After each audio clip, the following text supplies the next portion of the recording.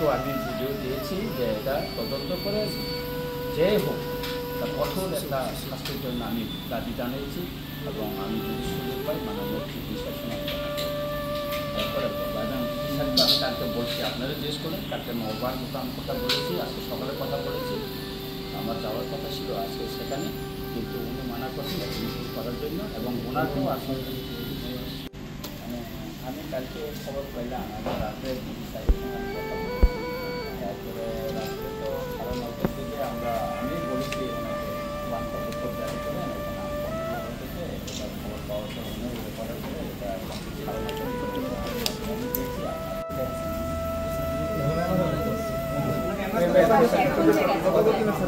একজন আসলে ছুটি হয়ে গেছে। আচ্ছা ছুটি ছিল পরিবারে ওনার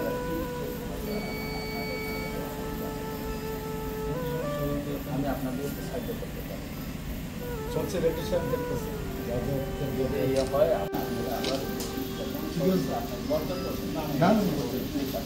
আমরা তো কিছু করতাম না, ডাক্তাররা সহযোগিতা আপনারা দরকার করবেন আমাকে বলবেন, আমি এতটুকু স্যার আমরা আশা করি এতটুকু আপনারা আমার এখানে ফোন নম্বর আছে, আপনারা কল করবেন, আমি চলে আসবো বা যে কোনো সহযোগিতা আপনার যদি প্রয়োজন পড়ে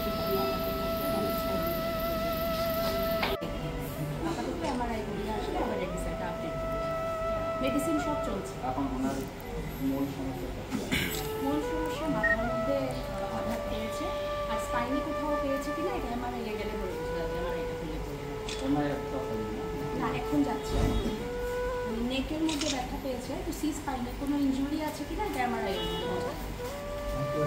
পরিবারকে আছে বাইরে তো পরিবারের সঙ্গে থাকলে ভালো হবে, কিছু অসুবিধা এলে আমাকে করবেন, আমার কাজটা হয়ে যায়, হ্যাঁ আমি সহযোগিতা করবো, আপনারা থাকবেন। আমি খুবই মর্মাহত এবং খুব দুঃখিত এই কথা শুনে আমি রাত্রে সাহেবের সঙ্গে আমি কথা বলেছি যে ব্যবস্থার সঙ্গে নর্মাল করার জন্য আজকে যাওয়ার কথা ছিল, আমি ওখানে স্যার বললেন যে কিছু ওষুধ লাগালে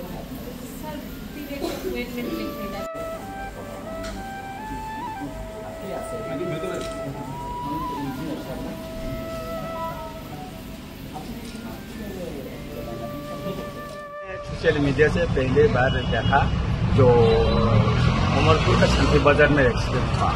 मैंने सुना 5 बजे के पीछे वहाँ में कुछ लोग वहाँ जाके दुकान बंद करने के लिए किया था, तो बोला है दुकान बंद पर हमारा स्ट्राइक किया है, तो वो ऐसे बात करने पर पीछे बोला कि हम क्यों दुकान बंद करेगा, तो इसलिए दोनों साइड में संघर्ष हुआ यहाँ में, बाद में और बहुत ये हुआ इंजूर्ड हुआ।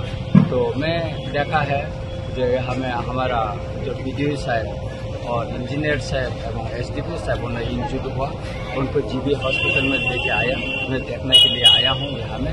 तो ये जो हमारा ऊपर ये हमारे तो नहीं है, मैं काल पीसफुल करने के लिए सबको बोला है, तो लास्ट मूवमेंट में ये प्लानिंग करके ये एक्सीडेंट पर किया है, तो मैं जानते नहीं, लेकिन ये प्री प्लान हो सकता है।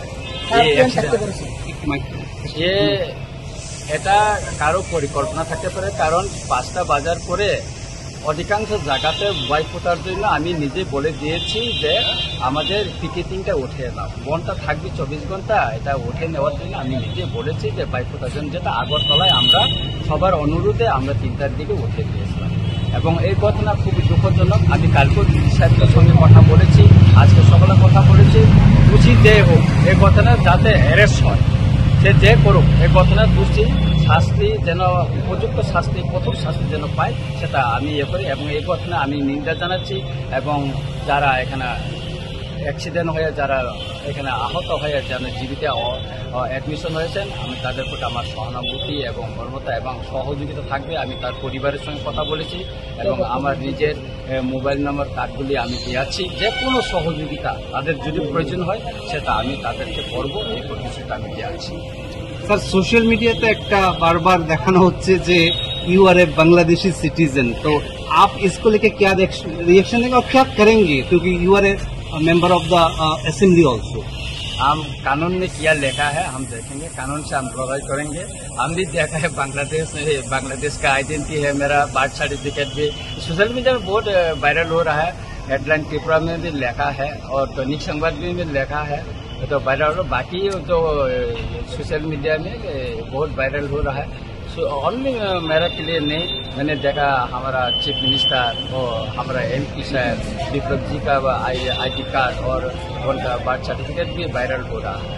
हम कानून में क्या है, हम कानून से लड़ाई करेंगे और वो जो हमारे असेंबली का जो प्रिविलेज कमिटी है हम वहाँ में कम्प्लेन करेंगे और जल्दी एक्शन के लिए हम স্যার এটা কি ফেক নাকি? এটা সম্পূর্ণ ফেক। আপনারা বলুন, আমার এখানে তো মানে কি বলবো, আমার দাদুর থেকে তো এখানে আপনারা তো বলেন না আমি কি বাংলাদেশি এখানে। আসল কথা হচ্ছে কি এটা কোথায় ওরা পেয়েছে, কোথায় কি কে বানিয়েছে, এটা ভাইরাল করেছে, সেটা খুঁজে বাইর করার জন্য আমি কেস করব, আইনের মাধ্যমে আমি লড়াই করব। ওরা যারা এটা বিরুদ্ধে আমার এগেন্সে যারা ভাইরাল করেছে এই ফ্যাক্ট, এই ID कार्ड এবং জন্ম সার্টিফিকেট নিয়ে আমি আইনের লড়াই করব।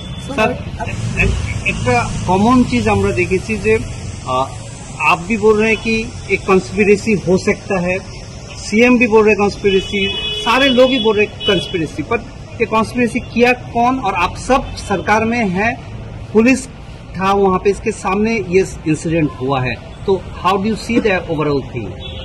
मैं बोलूँगा पुलिस वहाँ में था, पुलिस क्या कर रहा है? जिस टाइम में वहाँ में संघर्ष हुआ पुलिस क्यों माना नहीं किया? पुलिस क्यों माना नहीं किया वहाँ में? वो उस टाइम में तो उनका सामने ही संघर्ष हुआ, कल्चरल स्ट्राइक है ना, वहाँ में तो पुलिस भी है ना, जो पिकेटिंग के सामने बाजार में तो पुलिस है, तो पुलिस के सामने सब लोगों ने बोला है, पुलिस के सामने ये संघर्ष हुआ। और वहाँ में उन लोग लाठी लेके वहाँ में गया, वही तो वीडियो फुटेज भी है ना, तो वो चुन के अरेस्ट करो, आज तक क्यों नहीं किया?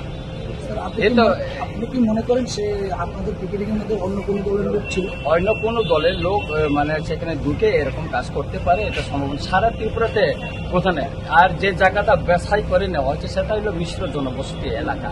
দেখুন 1980 সনেও এমন একটা মিশ্র জনবসতি এলাকা লেম্বুসারা দেশে নিয়েছিল, গতকালেও সেই মিশ্র জনবসতি এলাকা শান্তিবাজারে এখানে বাস বেসাই করে নেওয়া হয়েছে।